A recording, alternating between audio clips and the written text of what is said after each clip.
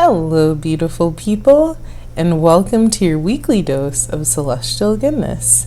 As always, thank you for joining me in this space and on this journey. I truly appreciate it. So, we are almost at the end of our journey through the chakras. In our last conversation on this topic, we talked about the throat chakra, which is the first of the higher chakras. Now we move on to what is known as the Ajna, or the third eye chakra. Have you ever had a feeling about something? Maybe it was so strong that you simply could not ignore it. Later, you realize that it saved you from something, maybe an accident or something even worse or more. Or have you ever thought about someone? Maybe you hadn't spoken to them in a while, and then out of the blue they call you. This is the power of intuition, and it's the power and the domain of the third eye chakra. In Paulo Coelho's book Valkyries, he tells the story of a young man who was saved from a bad accident by his intuition and a delay. Whenever he's being held up or delayed, he thanks his angels for whatever they're trying to do and relaxes into a place of patience. Whenever I'm listening to my intuitive voice, I express gratitude for whatever life is trying to expel from my life, or gratitude for whatever it's trying to bring into my life. There are so many things that could be said about the third eye chakra, and so many directions in which we could take this conversation. This is definitely one of the chakras that I highly encourage doing your own research and then figuring out what works best for you. I want to approach this chakra from a place of showing how it has manifested in my life as really a reminder of the power of intuition and the wisdom that comes with life experience. Life is truly meant to be lived. And in the process of living, we're going to have a variety of experiences. Some of these experiences will be good, and some we might perceive as not good. Hindsight might show otherwise in some cases. But all of these things will teach us something. They will soak into every fiber of our being, rest in our soul, and say, nope, you burnt yourself there before, don't touch it again. Or, yes, this is a path that you can trust. In another book of his that I love, called The Warrior of Light, Paulo Coelho says, the warrior of light knows the importance of intuition. In the midst of battle, he does not have time to think of the enemy's blows. And so he uses his instinct and obeys his angel. People say, he's mad, or he lives in a fantasy world, or even, how could he possibly believe in such illogical things? But the warrior knows that the intuition is God's alphabet, and he continues listening to the wind and talking to the stars. Listening to the wind and talking to the stars have never led me astray. That type of knowing and the type of wisdom associated with the third eye chakra really comes from having experiences. The very dictionary definition of wisdom is the quality of having experience, knowledge, and good judgment. Another definition says the soundness of an action or decision with regard to the application of experience, knowledge, and good judgment. We live in a world that generally praises good judgment, but have you ever wondered, what are the elements of good judgment? An article from the Harvard Business Review called The Elements of Good Judgment by Sir Andrew Lickerman, quoted authors Noel Tichy and Warren Bennis, who wrote a book called Judgment: How Winning Leaders Make Great Calls. They said, judgment is the ability to combine personal qualities with relevant knowledge and experience to form opinions and to make decisions. This is the core of exemplary leadership. It is what enables a sound choice in the absence of clear-cut, relevant data or an obvious path. After numerous discussions with various and different kinds of leaders, Lickerman stated that good judgment has 6 components: learning, trusting, experience, detachment, options, and delivery. He mentioned that leaders with good judgment tend to be good listeners and good readers. Cue the throat chakra. They trust. They seek diversity and not validation.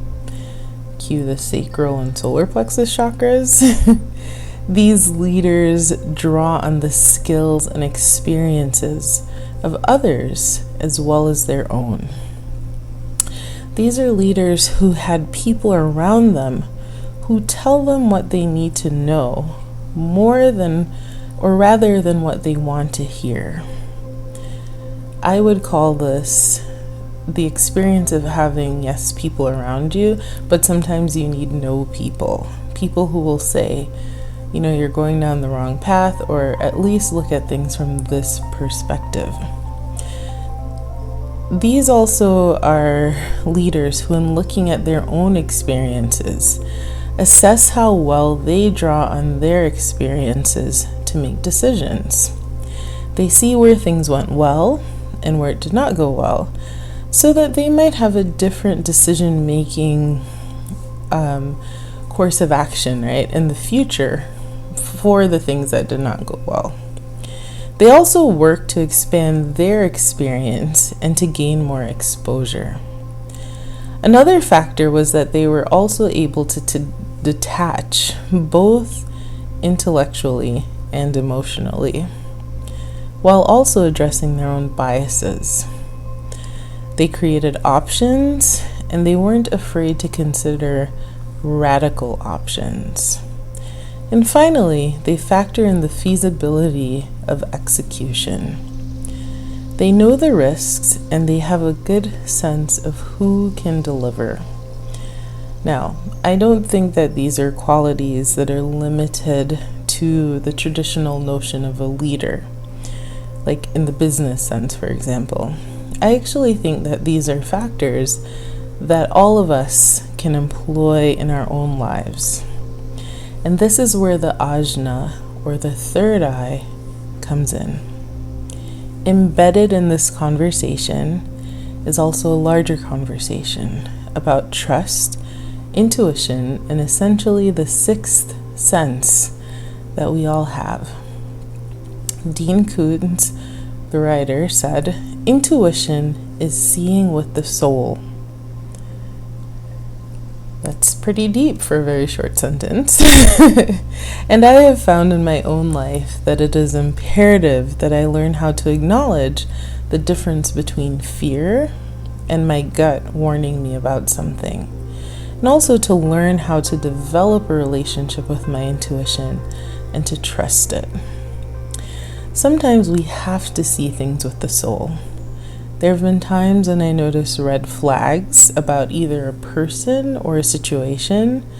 I really could feel it in my body, and I could tell from all the signs I was getting, but yet I didn't listen. These are actually the times in my own life when I have felt the most pain. Sometimes we wander into an illusion, and we want things to be that way, so we absolutely refuse to see it as anything but that. The third eye wants us to see beyond illusion and fantasy.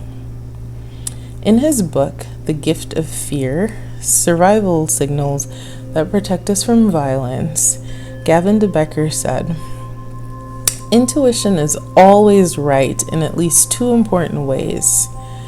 It is always in response to something, and it always has our best interest at heart." Now, we generally experience the world through five senses, but I do think that intuition and just that sense of knowing is an important sixth sense. And I also think it's one that is deserving of our full attention. Clarissa Pinkola Estes said, "Practice listening to your intuition, your inner voice. Ask questions. Be curious. See what you see. Hear what you hear. And then act upon what you know to be true. These intuitive powers were given to you, to your soul, at birth." So it would seem that we've had, at least since birth, that ability to know. We have known. The question is whether we will snuff out our ability to hear what our soul is trying to tell us. And like most things, developing a relationship with our inner knowing and intuition requires practice. If we don't use it, we can lose the ability to discern what our gut is trying to tell us. The word Ajna actually means to perceive, to know, and to control. The sixth chakra, or the third eye chakra, is also called the brow chakra. And that is because of its location right in the forehead between the eyebrows. There's also an association with the pineal gland, which is the small endocrine gland which produces melatonin and regulates the circadian cycles. The philosopher René Descartes called it the seat of the soul.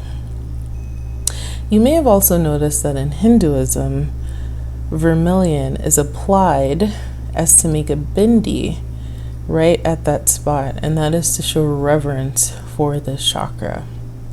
It is also said to represent the subconscious mind, and while our other two eyes see the physical world, the third eye can reveal insights about the past and the future. Liz Simpson says that the non-physical nature of the chakra is represented by light. In the physical sense, light hits the eyes and is translated into images. In the realm of the esoteric, intuition is like a light coming on in the brain and may also be represented by an internal image. These are our eureka moments. These are our hunches. These are the deja vu feelings, the things that we just know but we can't rationalize. Albert Einstein said, "I believe in intuitions and inspirations. I sometimes feel that I am right. I do not know that I am." I learned from Mr. Rishi that the Ajna chakra governs your intuition, self-reflection, visualization, and discretion.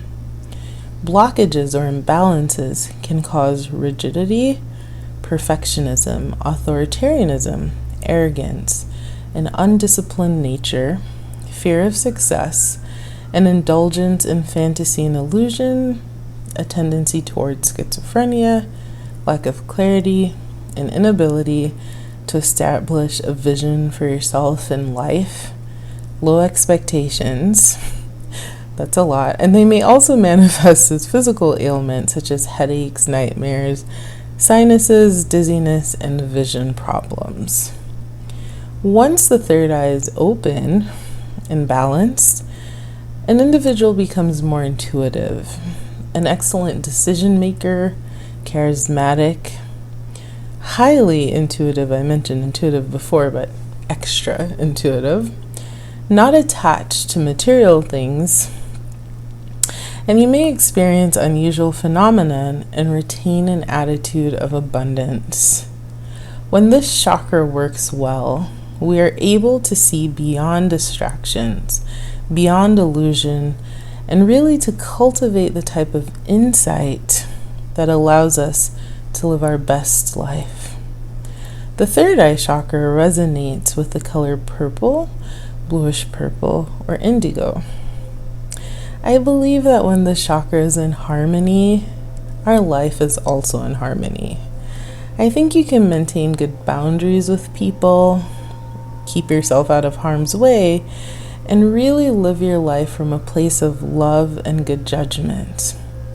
Joseph Kaufman said, "You are not limited to this body, to this mind, or to this reality. You are a limitless ocean of consciousness, imbued with infinite potential. You are existence itself."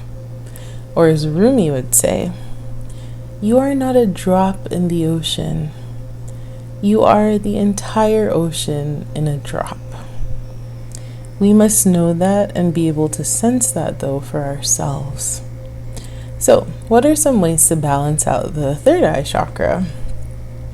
Meditation, of course, to balance the chakra. Meditation is actually a super important function of the third eye. It's almost essential for the chakra in particular. And you may get a tingly feeling or mild headache when you are meditating to open the chakra. Now, each chakra is associated with a particular sound, and the third eye chakra is associated with the sound sham. Meditating and chanting to sham for even a few minutes can be very beneficial to balancing this chakra. Listening to 852 hertz while meditating is also a really great frequency that resonates with the chakra. It helps to awaken the intuition and to access hidden knowledge from our subconscious mind that we can transform into wisdom. Then we have crystal healing. Crystals vibrate with different energies, and helpful crystals for third eye chakra healing are those that are blue or purple in color. These include sodalite, lapis lazuli, amethyst, the stone of spiritual perfection, lepidolite, ametrine, labradorite, kyanite, and blue tiger's eye.